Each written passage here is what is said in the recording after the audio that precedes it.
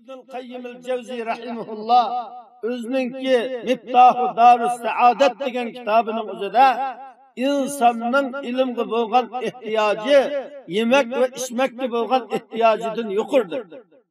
Nimishqa inson yeydigan narsani kuniga 2-3 qatim yesa bo'ladi. Kiydigan kiyimni yiliga 2-3 qatim shunda kiysa bo'ladi.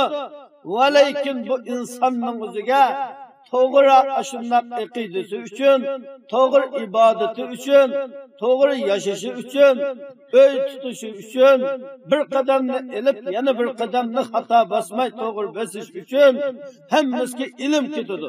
Avlod tarbiyasiga ilm ketadi. Ota bo'lashga ilm ketadi. Ona bo'lashga ilm ketadi. Layoqatli bola bo'lashga ilm ketadi. Layoqatli qo'mondon bo'lashga ilm ketadi. Layoqatli imom bo'lashga ilm ketadi.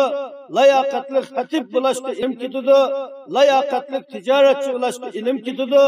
Layoqatli muomalador bo'lashga ilm ketadi. Layoqatli demak inson bo'lashga, layoqatli mu'min musulmon bo'lashga ilm ketadi. Demak, shunga ilmga bo'lgan ehtiyoj, yemak, ichmak, kiyim-kechakka bo'lgan ehtiyojdan yuqori deb Hazrati Ibnul Qayyimil Cevzi rahimehullah mana shundoq degan. Amaliyati shundoq. Ilm shundoq katta ne'mat, va lekin mushuning qadrini biladigan odamga ne'mat. Mushu ilmni layoqatli o'qigan ekan, shu o'qigan ilmisiga amal qilgan bo'lsa, undan haqiqiy ne'mat.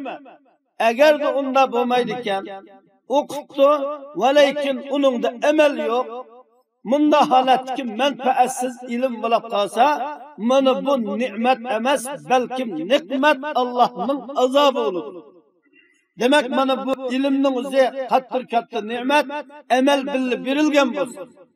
Ammo o'qdi, va lekin bu manfaatsiz ilm bo'lib qolgan bo'lsa, bu nihoyatda qattiq xatarlik ahvol bo'ladi. Shunga Hazrati Payg'ambar sallallohu alayhi vasallam qilgan duolarida, ey ulug' Alloh, manfaatsiz ilmdan panoh tilayman dedi. Manfaatsiz ilm degan nima? Janob Rasululloh sharh qilib, ulamolar izohatlab, insonning ashundoq aqidasini rostlayan ilm manfaatsiz ilm. İnsanның ashundoq hayotiga to'g'ri rahbarlik qilinmagan ilm manfaatsiz ilm.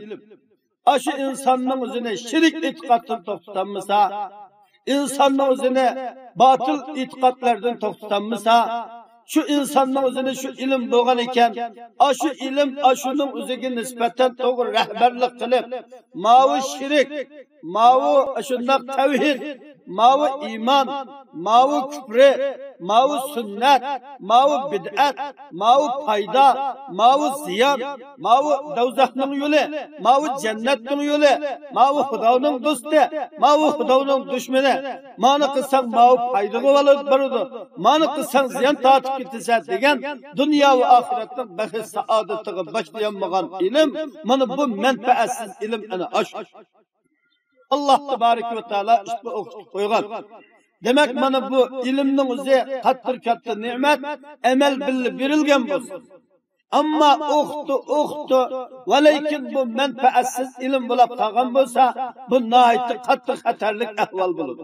Shunga Hazrati Payg'ambar sallallohu alayhi vasallam qilgan duolarida, ey ulug' Alloh, manfaatsiz ilmdan panoh tilayman dedi. Manfaatsiz ilm degan nima? Janob Rasululloh sharh qilib, ulamolar izohatlab, insonning ashundoq aqidasini rostlayan ilm manfaatsiz ilm. İnsanның ashundoq hayotiga to'g'ri rahbarlik qilinmagan ilm manfaatsiz ilm. Shu insonning o'zini shirik e'tiqoddan to'xtatamasa, insonning o'zini botil e'tiqodlardan to'xtatamasa, shu insonning o'zini shu ilm bo'lgan ekan, shu ilm shuning o'ziga nisbatan to'g'ri rahbarlik qilib, mavi shirik, mavu şundak tevhid, mavu iman, mavu küfre, mavu sünnet, mavu bid'at, mavu fayda, mavu ziyan, mavu dozahның yolu, mavu cennetning yolu, mavu Xudoning do'sti, mavu Xudoning dushmani. Mani qilsang mavu faydaga olib boradi, mani qilsang ziyon tortib ketsa degan dunyo va oxiratning baxt saodatiga boshlanmagan ilm, mana bu manfaatsiz ilm ana ash.